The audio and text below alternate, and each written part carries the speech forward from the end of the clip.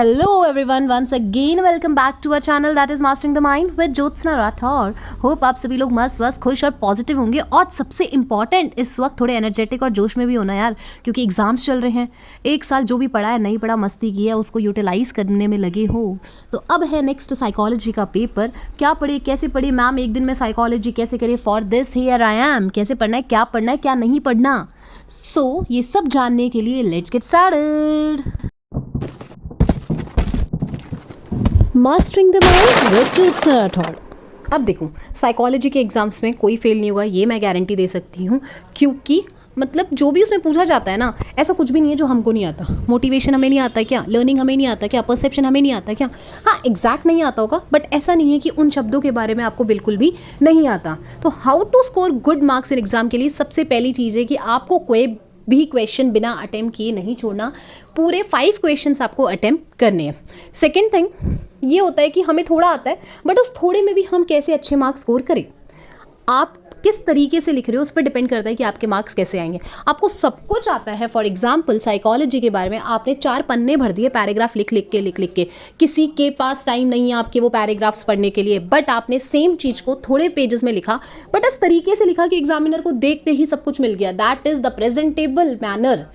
अब इसमें आपने पॉइंट्स लिखे, हेडिंग्स डाली, फ्लो चार्ट्स बनाए, तो हमें देखते ही दिख रहा है कि हाँ, इस बच्चे ने सारे पॉइंट्स कवर किए हैं, तो इसने अंदर का कंटेंट भी अच्छा लिखा होगा। तो अपने कंटेंट को प्रेजेंटेबल बनाओ। अब हम डिस्कस करते हैं कौन कौन से ऐसे इंपॉर्टेंट क्वेश्चंस हैं जो पूछे जा सकते हैं और उन क्वेश्चंस को आपको कैसे अटेम्प्ट करना है।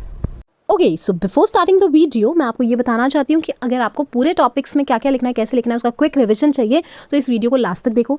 बट स्टिल अगर कई लोग ऐसे हैं जिनको कुछ पर्टिकुलर टॉपिक्स के बारे में ही नॉलेज चाहिए, ऊपर से बेसिक, तो वो पर्टिकुलर टॉपिक्स के बारे में भी देख सकते हैं, वो मैं इंडिविजुअली अपलोड कर दूँगी। All the very best. चलो स्टार्ट करते हैं। फर्स्ट इंपॉर्टेंट क्वेश्चन बनता है आपकी फर्स्ट यूनिट साइकोलॉजी के इंट्रोडक्शन से। Definition, scope, methods, importance. Definition की बात करें तो मैं हर बार बोलती हूँ मिनिमम 2 डेफिनेशंस आपको लिखनी है। स्कोप और मेथड्स में कंफ्यूज नहीं होना है। स्कोप भी पूछा जा सकता है, ब्रांचेस भी पूछा जा सकता है, दोनों में सेम आंसर आएगा जो आपने पढ़ा होगा pure and applied branches. Pure में आपने पढ़ा होगा डेवलपमेंटल होता है, एक्सपेरिमेंटल होता है, abnormal psychology, general psychology, geo psychology, para psychology, physiological psychology. Applied में आपने पढ़ा होगा क्लिनिकल जो लार्जेस्ट ब्रांच होती है, legal, political, military, industrial, educational psychology. इनको फ्लो चार्ट में बना के एक्सप्लेन करना है डिपेंडिंग अपॉन द कितने मार्क्स ये कैरी करता है क्वेश्चन। मेथड्स ऑफ साइकोलॉजी में हम देखते हैं कौन कौन से ऐसे तरीके हैं जिनसे हम साइकोलॉजी पढ़ सकते हैं। 5 या 6 मेथड्स आपने पढ़े होंगे। Interview method, introspection method, observation method, research method, experimentation हो गया, केस स्टडी हो गया। इंपॉर्टेंस ऑफ साइकोलॉजी की बात करें तो इसके 5 या 6 इंपॉर्टेंट पॉइंट्स है कि साइकोलॉजी की क्या रेलेवेंस है नर्सिंग में, ऐसे भी ये क्वेश्चन पूछा जा सकता है। और importance of psychology in nursing भी पूछा जा सकता है, जिसमें आपको लिखना है कि नर्स को खुद को समझने में हेल्प करता है, नर्स को दूसरों को समझने में हेल्प करता है, पेशेंट को एडजस्ट करने में हेल्प करता है, पेशेंट को नई नई चीज़ें सिखाता है, रिहैबिलिटेशन में हेल्प करता है, पेशेंट की प्रॉब्लम समझने में हेल्प करता है। तो ये सब आता है इंपॉर्टेंस ऑफ साइकोलॉजी में। Do remember, right everything in points. Next important question is learning. Learning जो है 3rd यूनिट कॉग्निटिव प्रोसेसेस से, और वो यूनिट अपने आप में पूरी ही इंपॉर्टेंट है। शॉर्ट नोट्स भी काफ़ी पूछे जाते हैं उस यूनिट से। लर्निंग की बात करें तो परमानेंट चेंज इन बिहेवियर या मॉडिफिकेशन ऑफ बिहेवियर में बदलाव लाना कहलाता है लर्निंग। लर्निंग का नेचर भी पूछा जा सकता है, फैक्टर इन्फ्लुएंसिंग लर्निंग भी पूछा जा सकता है। नेचर ऑफ लर्निंग की बात करें तो ये एक प्रोसेस है, स्टेप्स इन्वॉल्व होते हैं, ये कोई प्रोडक्ट नहीं है। लर्निंग जब भी होती है ना, उसमें हमारे प्रीवियस एक्सपीरियंसेस भी यूज़ करते हैं और उसके बाद में हमारे बिहेवियर में चेंज लाया जाता है। ये हमें हेल्प करता है लर्निंग कि हम कहीं नई सिचुएशंस में एडजस्ट कर सके, अडैप्ट कर सके। हमेशा पर्पसफुल होता है, गोल ओरिएंटेड होता है, यूनिवर्सल है, कंटिन्यूस है, चलता रहता है, रुक नहीं जाता। एक सिचुएशन से दूसरी सिचुएशंस में जो हमने पहले सीखा है वो ट्रांसफ़र कर सकते हैं। तो लर्निंग इज़ ट्रांसफरेबल। ये हमें प्रॉपर ग्रोथ एंड डेवलपमेंट में, साथ ही साथ हमारे पर्सनालिटी के बैलेंस डेवलपमेंट में भी हेल्प करता है। फैक्टर्स इन्फ्लुएंसिंग लर्निंग पूछे तो 3 आते हैं। फैक्टर्स जो लर्निंग से एसोसिएटेड होते हैं, लर्नर से एसोसिएटेड होते हैं, या वहाँ की कंडीशन से एसोसिएटेड होते हैं, वर्किंग कंडीशन। कुछ भी नहीं याद ना तो खुद सोच के लिख दो कि कौन कौन से ऐसे फैक्टर्स हैं जहाँ पे आप अच्छे से लर्न कर सकते हो और कौन कौन से ऐसे फैक्टर्स हैं जहाँ पे आपकी लर्निंग अफेक्ट हो सकती है। नेक्स्ट इंपॉर्टेंट जो इसमें है पूछा जा सकता है लॉज ऑफ लर्निंग। मतलब कौन कौन से ऐसे लॉज हैं जिससे हमारी लर्निंग अफेक्ट होती है। रेडीनेस का लॉ होता है, मतलब हम कितने इच्छुक हैं, हम कितने तैयार हैं किसी चीज़ को जानने के लिए। कोई चीज़ हम पे कितना इफेक्ट डाल रही है, प्रभाव डाल रही है, लॉ ऑफ इफेक्ट। किसी चीज़ को हम जितना बार बार प्रैक्टिस करेंगे, यूज़ करेंगे, वो उतनी अच्छे से याद होगी, law of frequency. Law of disuse ये बोलता है कि हमने किसी का यूज़ करना बंद कर दिया है तो हम वो चीज़ धीरे धीरे भूल जाते हैं, हमारे दिमाग से निकल जाती है। लॉ ऑफ एसोसिएशन, हम चीज़ों को कंबाइन करके एक दूसरे से कनेक्ट करके पढ़ते हैं तो बहुत जल्दी हमें याद होता है। लर्निंग में नेक्स्ट इंपॉर्टेंट क्वेश्चन बनता है थ्योरीज ऑफ लर्निंग, और थ्योरीज ऑफ लर्निंग में भी सबसे इंपॉर्टेंट है ट्रायल एंड एरर या फिर classical conditioning theory of learning. Trial and error theory की बात करें तो थॉर्नडिके ने दी थी, उन्होंने ये कहा था कि लर्निंग एक ऐसा रिस्पॉन्स है जो हमारे दिमाग में बैठे हुए इनकरेक्ट रिस्पॉन्सेस को निकालता है और करेक्ट रिस्पॉन्सेस को उसमें डालता है। ये उन्होंने प्रूव किया था एक कैट के एग्जाम्पल से, जहाँ पे एक बॉक्स था उसमें कैट बंद थी, कैट के बॉक्स के जस्ट बाहर फिश थी, तो फिश को देख के कैट ने बहुत अटेम्प्ट किए उस गेट को खोलने के लिए, बॉक्स से बाहर आने के लिए, ट्राई किया एरर हुआ, ट्राई किया एरर हुआ, और आखिर में उसने वो गेट खोल लिया।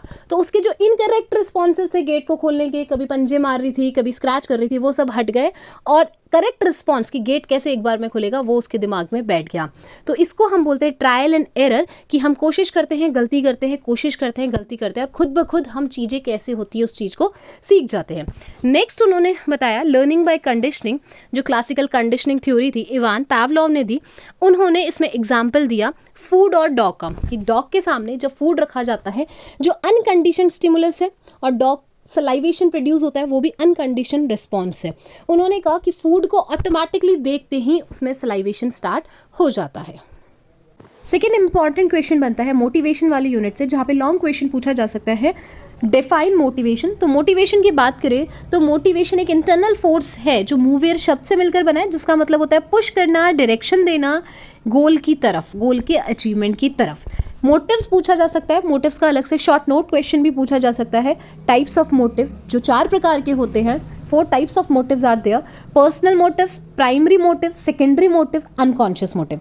प्राइमरी मोटिव की बात करें तो इनको बेसिक मोटिव, बायोलॉजिकल, ऑर्गेनिक और फिजियोलॉजिकल मोटिव्स भी बोलते हैं, जिनके फुलफिलमेंट के बगैर लाइफ का सर्वाइवल पॉसिबल नहीं है। इसमें आता है oxygen, rest and sleep, hunger, thirst, need for elimination of waste and physical relationship. Second हम बात करते हैं सोशल मोटिव की, जिनको हम सेकेंडरी मोटिव भी बोलते हैं, ऐसी ज़रूरतें जो हमको सोसाइटी में रहते हुए फील होती है। Affiliation motive, need for status, need for power and social approval. Affiliation का मतलब है जो हमें ज़रूरत लगती है कि हमें साथ रहने के लिए कोई चाहिए, कहीं जाने के लिए, खाने के लिए, लाइफ एंजॉय करने के लिए जो हमको कंपनी चाहिए होती है, उसको हम बोलते हैं नीड फॉर एफिलिएशन।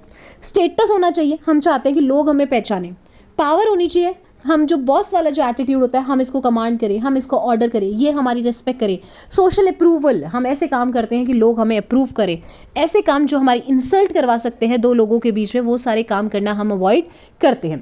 थर्ड आता है पर्सनल मोटिव, जो सबके अलग अलग होते हैं। इसमें आता है आपके गोल्स क्या है, आप क्या बनना चाहते हो, need for achievement, curiosity, fear, habits, interest and attitude, ये सारे कहलाते हैं पर्सनल मोटिव, जो सबके लिए अलग होते हैं। लास्ट आते हैं unconscious motive. Largest part of mind होता है हमारा अनकॉन्शियस मोटिव। ये होते हैं हमारे जो रिप्रेस नीड्स होती है, रिप्रेस डिजायर्स होते हैं, जो दबे हुए, हमें याद नहीं है, जो हमारे कॉन्शियस माइंड में नहीं है, स्टिल हमारे बिहेवियर को इन्फ्लुएंस करते हैं। फिर इंपॉर्टेंट क्वेश्चन इससे बनता है थ्योरीज ऑफ मोटिवेशन। थ्योरीज की बात करें तो बहुत सारी थ्योरीज है। ड्राइव रिडक्शन थ्योरी है कि ड्राइव जनरेट होती है, फिर वो नीड जब तक फुलफिल नहीं हो जाती हम रेस्टलेस फील करते हैं, जैसे ही हमारी वो नीड पूरी हो गई तो हम रिलीव हो जाते हैं एंग्जाइटी से, ठीक है। उसके बाद में इसमें आती है इंसेंटिव थ्योरी ऑफ मोटिवेशन, जिसमें ये कहा जाता है कि जो मोटिवेशन है हम उसको एक्सटर्नल रूप से कंट्रोल करते हैं, कुछ इंसेंटिव देके, जो पॉजिटिव भी हो सकते हैं, नेगेटिव भी हो सकते हैं। पॉजिटिव जैसे किसी ने अच्छा काम किया तो उसको और मोटिवेट करने के लिए हम उसको रिवॉर्ड्स दे रहे हैं, गिफ्ट्स दे रहे हैं, बोनस दे रहे हैं। किसी ने अच्छा काम नहीं किया, हम उसको अच्छे के लिए मोटिवेट कर रहे हैं तो हम उसको पनिशमेंट दे सकते हैं, सैलरी कट कर सकते हैं, ये इंसेंटिव थ्योरी। और इसमें सबसे इंपॉर्टेंट आती है mass loss theory of model या हायरार्की थ्योरी जिसको हम बोलते हैं, जिसमें मास्लो ने 5 नीड्स दी थी। फिजियोलॉजिकल नीड्स, फिर जाता है safety and security, love and belongingness, self esteem and self actualisation. तो ये क्वेश्चन बन सकता है मोटिवेशन से। फोर्थ क्वेश्चन आपका बनता है पर्सनालिटी वाली यूनिट से। पर्सनालिटी क्या होता है, टाइप्स, असेसमेंट और थ्योरीज ऑफ पर्सनालिटी। पर्सनालिटी की बात करें तो एक इंसान किस तरीके से सोच रहा है, कैसे बिहेव कर रहा है, उसका थॉट पैटर्न का है, कैसे एडजस्ट कर रहा है नए नए सिचुएशंस में, सब कुछ उसके पूरे कैरेक्टरिस्टिक्स में लाके कहलाता है उसकी पर्सनालिटी। मिनिमम 2 डेफिनेशन आपको लिखनी है। टाइप्स या वेरियस क्लासिफिकेशन ऑफ पर्सनालिटी जब पूछा जाता है तो आपने पढ़ा होगा अलग अलग साइकोलॉजिस्ट का अलग अलग क्लासिफिकेशन, जैसे हिप्पोक्रेट्स ने 4 क्लासिफिकेशन किए थे बॉडी फ्लूइड के अकॉर्डिंग। सैंग्विन हो गया, फ्लेगमैटिक हो गया, कॉलरिक हो गया, मेलनकॉलिक हो गया। क्रेशमर ने और शेल्डन ने बॉडी के स्ट्रक्चर के अकॉर्डिंग 3 पर्सनालिटी बांटी थी, एंडोमॉर्फिक, मीजोमॉर्फिक या फिर एक्टोमॉर्फिक, पाइकनिक, एथलेटिक और लेप्टोसोमैटिक। वहीं हम कार्ल जंग की बात करें तो उन्होंने पर्सनालिटी को 2 पार्ट्स में डिवाइड किया, एक्सट्रोवर्ट्स और इंट्रोवर्ट्स। इन दोनों के मिक्सचर को उन्होंने कहा एम्बीवर्ट। तो जब टाइप्स और क्लासिफाई पर्सनालिटी बोला जाता है तो आपको ये वाले डिफरेंट साइकोलॉजिस्ट ने जो क्लासिफिकेशन दिए हैं वो मेंशन करने हैं। नेक्स्ट हम बात करते हैं theories of personality. Important question है, इसके साथ भी पूछा जाता है, शॉर्ट नोट में भी पूछा जा सकता है। 4 नंबर की थ्योरी पूछ सकते हैं या फिर 8 मार्क्स में एरिक्सन की जो 8 स्टेजेस है वो भी पूछ सकते हैं। जब आपको पूछा जाता है साइको एनालिटिकल थ्योरी, तो साइको एनालिटिकल थ्योरी में आप तीनों चीज़ें लिखोगे जो सिगमंड फ्रॉइड ने दी है साइको एनालिटिकल थ्योरी में। End ego, super ego, conscious, unconscious, pre conscious mind और साइकोसेक्सुअल की 5 स्टेजेस। ये तब लिखोगे जब साइको एनालिटिकल थ्योरी पूछा है, इसमें तीनों चीज़ें आप लिखोगे। जब आपसे सिर्फ साइकोसेक्सुअल स्टेजेस पूछा है तो आप उसमें 5 स्टेजेस मेंशन करोगे जो सिगमंड फ्रॉइड ने दी थी, ओरल, एनल, फेलिक, लेटेंट और जेनाइटल। नेक्स्ट आता है इंपॉर्टेंट क्वेश्चन जो 8 नंबर का पूछा जा सकता है, that is psycho social theory of personality development या फिर एरिक्सन्स 8 स्टेजेस। इसमें आएगा trust versus mistrust, autonomy versus shame and doubt, industry versus inferiority. ये वाली आपको स्टेजेस लिखनी है। बेस्ट तरीका है इन दोनों पर्सनालिटी की थ्योरीज को लिखने के लिए, टेबल बनाओ, एज ग्रुप लिखो, मेंटल टास्क लिखो, डिस्क्रिप्शन लिखो। इससे क्या आपका जल्दी हो जाएगा, दूसरा एग्जामिनर को एक अच्छा मेकअप जाएगा, मेंटल मेकअप जाएगा कि इस बच्चे को ये थ्योरीज का कंसेप्ट अच्छी तरीके से क्लियर है। नेक्स्ट इस यूनिट से जो क्वेश्चन बनता है that is assessment of personality. Assessment of personality का मतलब है हम किसी की पर्सनालिटी को नॉर्मल है, अबनॉर्मल है, क्या एबनॉर्मलिटीज़ है, क्या कॉज रहा होगा इसकी एबनॉर्मल पर्सनालिटी का, उसको कैसे असेस कर सकते हैं। असेसमेंट ऑफ पर्सनालिटी में मेन 4 टेक्निक्स होती है, कई कई बुक्स में 5 दे रखी है। इंटरव्यू मेथड हो सकता है जो स्ट्रक्चर्ड हो सकता है, अनस्ट्रक्चर्ड हो सकता है, ऑब्जर्व करके, डायरेक्ट ऑब्जर्व करके, इनडायरेक्ट ऑब्जर्व करके, उसकी फैमिली से, उसके दोस्तों से पूछ के। पर्सनालिटी इन्वेंट्री आती है जिसमें रेटिंग स्केल्स आते हैं या फिर क्वेश्चनियर दे देते हैं, पेशेंट को येस या नो या ट्रू या फॉल्स फिल करना होता है। सबसे इंपॉर्टेंट आती है projective techniques of personality. Projective techniques of personality तब यूज़ करते हैं जब हमें किसी को पर्सनालिटी को बहुत डीप पर यूज़ करना है। प्रोजेक्टिव टेक्निक्स में भी बहुत सारे तरीके आते हैं, जैसे आ गया वर्ड एसोसिएशन टेस्ट आ गया। पेशेंट को एक वर्ड दे दिया जाता है, पेशेंट उस वर्ड को सुनकर पेशेंट के दिमाग में जो भी आ रहा है वो रिपीट करता है। सेंटेंस कंप्लीशन टेस्ट, एक सेंटेंस दे दिया जाता है जिसको पेशेंट आगे फिलिंग द ब्लैंक्स जैसे फिल करता है। थीमेटिक अपरसेप्शन टेस्ट, थीम दे दी जाती है, पिक्चर्स दिखाई जाती है, उसको स्टोरी मेकअप करनी होती है उनसे। रिशार्क इंक ब्लॉक टेस्ट, कार्ड्स दिखाए जाते हैं इंक से बने हुए 10 और पेशेंट को बोला जाता है इसमें आपको क्या दिख रहा है, क्या आपकी सोच है इन कार्ड्स को देखकर, वो हम पूछते हैं। सिचुएशनल टेस्ट, सिचुएशन दे देते हैं पेशेंट को। ऐसे आपको ये क्वेश्चन लिखने। नेक्स्ट इंपॉर्टेंट क्वेश्चन जो लॉन्ग आ सकता है, mental health, mental illness and mental hygiene क्या होता है। मेंटल हेल्थ की बात करें तो ऐसी स्थिति है जहाँ पे इंसान इतना एबल होता है कि वो दूसरों के साथ एडजस्ट कर सके, डेली लाइफ के जो स्ट्रेसेस होते हैं उनसे कोप अप कर सकता है और फैंटेसी सपनों की दुनिया में ना खोकर रियल वर्ल्ड में जीता है। मेंटल इलनेस की बात करें तो ऐसी स्थिति जहाँ पे इंसान कि जो भी एक्टिविटीज़ है उसके लिए प्रॉब्लम बन जाती है, आसपास के लोगों के लिए प्रॉब्लम बन जाती है, छोटे छोटे टेंशन से वो कोप अप नहीं कर पाता और हमेशा सपनों की दुनिया में खोया रहता है। मेंटल हाइजीन की बात करें तो ऐसी ब्रांच ऑफ साइंस है जो हमें मेजर्स बताती है, तरीके बताती है कि हम हमारी मेंटल हेल्थ को और अच्छा कैसे रख सकते हैं। इसमें पूछा जाता है characteristics of mentally healthy person, जो आपको पॉइंट्स में लिखने हैं कि वो दूसरों की रिस्पेक्ट करता है, खुद की रिस्पेक्ट भी चाहता है, एडजस्ट कर पाता है, इमोशनली स्टेबल होता है, अपने लाइफ के डिसीजंस खुद ले सकता है, प्रॉब्लम्स को खुद सॉल्व कर सकता है। ऐसे ये जो पॉइंट्स में कैरेक्टरिस्टिक्स है वो आपको लिखने हैं। Warning science of poor mental health में आपको ये लिखना है कि ऐसे क्या इंडिकेशंस आ रहे हैं इंसान में, क्या देखने को मिल रहे हैं जो हमको ये बता रहे हैं कि इसकी मेंटल हेल्थ जो पहले सही थी अभी वो मेंटल इलनेस की तरफ जा रहा है। जैसे वो अल्कोहल अब्यूज़ करने लग गया, सोशली विड्रॉल हो गया, लोगों से बातचीत नहीं कर रहा है, चीज़ों में इंटरेस्ट नहीं ले रहा है, बहुत एफर्ट्स लेने के बाद में भी जो उसके ग्रेड्स है वो अच्छे नहीं आ रहे हैं, उसके बाद इसमें पूछा गया है 2 या 3 बार ये क्वेश्चन आया है प्रमोटिव एंड प्रिवेंटिव स्ट्रैटेजीज। इसमें आप लेवल्स ऑफ प्रिवेंशन लिख सकते हो कि 4 लेवल्स ऑफ प्रिवेंशन होते हैं, प्रीमॉर्डियल, प्राइमरी, सेकेंडरी एंड टर्शरी। इन चारों लेवल्स पे मेंटल हेल्थ को कैसे प्रिवेंट किया जा सकता है, मेंटल इलनेस को कैसे ट्रीट किया जा सकता है। तो ये क्वेश्चन हो गया मेंटल हेल्थ और मेंटल इलनेस से रिलेटेड। और लेट्स टॉक अबाउट कुछ ऐसे टॉपिक जिन पे शॉर्ट नोट्स पूछे जाते हैं। कॉन्फ्लिक्ट की बात करें तो ऐसी सिचुएशन जहाँ पे हमारे सामने 2 गोल प्रेजेंट होते हैं और हमें डिसाइड करना होता है ये सेलेक्ट करें या ये सेलेक्ट करें, इसको बोलते हैं कॉन्फ्लिक्ट के टाइप्स पूछे जाते हैं। इसके साथ 4 मार्क्स का पूछा गया तो आपको टाइप्स भी मेंशन करने, definition is not enough. Types की बात करें तो 4 टाइप्स की कॉन्फ्लिक्ट होते हैं, approach, avoidance approach, multiple approach, avoidance conflict. Perception पूछा गया है। परसेप्शन का मतलब होता है कुछ भी जो हम हमारे सेंस ऑर्गन्स की हेल्प से एक्सपीरियंस कर रहे हैं उसको बोलते हैं परसेप्शन। परसेप्शन के एरर्स आपको पूछे जाएंगे तो आपको 2 तरह के एरर्स लिखने हैं, इल्यूजन और हेलुसिनेशन। इल्यूजन का मतलब है कि ऑब्जेक्ट प्रेजेंट है बट हम उसको गलत समझ रहे हैं, जैसे रस्सी को सांप समझना। हेलुसिनेशन का मतलब होता है कि कोई ऑब्जेक्ट प्रेजेंट नहीं है, स्टिल हम उस चीज़ को परसीव कर रहे हैं, जो 5 तरह का होता है। ऑडिटरी हेलुसिनेशन, पेशेंट बोलता है कुछ सुनाई दे रहा है। विजुअल हेलुसिनेशन, कुछ दिखाई दे रहा है। तो इस तरह से होता है हेलुजन।